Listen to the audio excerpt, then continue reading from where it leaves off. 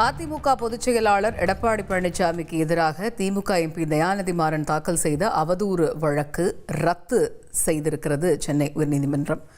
இது பற்றிய கூடுதல் தகவல்களை அறிவோம். செய்தியாளர் சுரேஷ் இணைகிறார். Over to you Suresh. வணக்கம். கடந்த மக்களவைத் தேர்தலில் 2024ஆம் ஆண்டு நடந்த மக்களவைத் தேர்தல் பிரச்சாரத்தின் போது அதிமுக பொதுச் செயலாளர் எடப்பாடி பழனிசாமி மத்திய சென்னை திமுக எம்பி தயாநிதி மாறன் தொகுதி மேம்பாட்டு நிதியை முறையாக செலவிடவில்லை என்ற ஒரு குற்றச்சாட்டை தெரிவித்திருந்தார். இந்த குற்றச்சாட்டுக்கு மறுப்பு தெரிவித்திருந்த தயாநிதி மாறன் எடப்பாடி பழனிசாமிக்கு எதிராக அவதூறு வழக்கை தாக்கல் செய்திருந்தார்.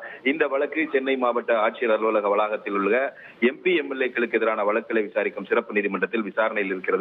இந்த நிலையில இந்த வழக்கை ரத்து செய்ய வேண்டும் என்ற கோரிக்கையுடன் அதிமுக பொதுச் செயலாளர் எடப்பாடி பழனிசாமி சென்னை உயர்நீதிமன்றத்தில் மனு தாக்கல் செய்திருந்தார். இந்த மனு நீதிபதி இளந்திரையன் முன்பு விசாரணைக்கு வந்தது.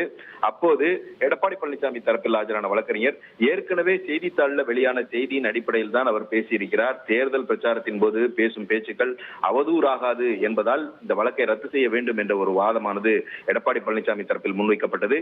இந்த வாதத்தை ஏற்றுக்கொண்ட நீதிபதி ஜி.கே. இளந்திரையன் அதிமுக பொதுச் செயலாளர் எடப்பாடி பழனிசாமி எதிராக தாக்கல் செய்யப்பட்ட, அதாவது தயாநிதி மாறன் தாக்கல் செய்திருந்த அவதூறு வழக்கை ரத்து செய்து உத்தரவிட்டிருக்கிறார். விரிவான உத்தரவை பின்னர் பிறப்பிப்பதாகவும் நீதிபதி அறிவித்திருக்கிறார்.